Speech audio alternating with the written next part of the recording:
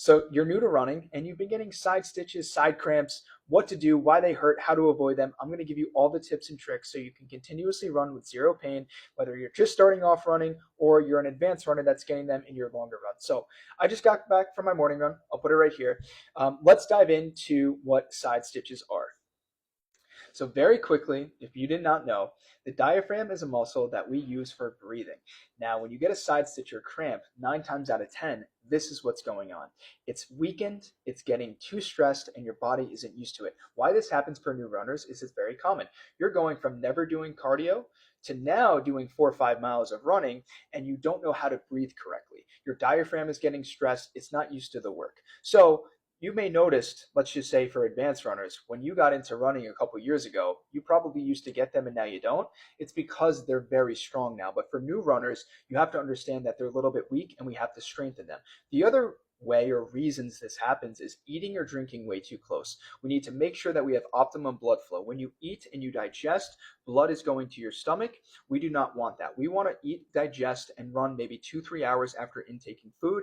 This way we avoid a side stitch. The other way is strengthen our core outside of the gym. When you have poor form or posture, what happens a lot of times is people tend to pronate. When you pronate when you're running, you're going to cramp up your muscles around your ribs and your abs regardless. And if you're not properly hydrated or you don't have enough sodium, they're just going to cramp way more. So now you kind of know what it is. Now we're focusing on the tips. My number one tip, and I wish I knew this and focused on it, was breath work. The reason being, one, it's very meditating, but two, there's different types of breathing techniques that we use when we're running, right? Especially at slower paces, faster paces, hill work.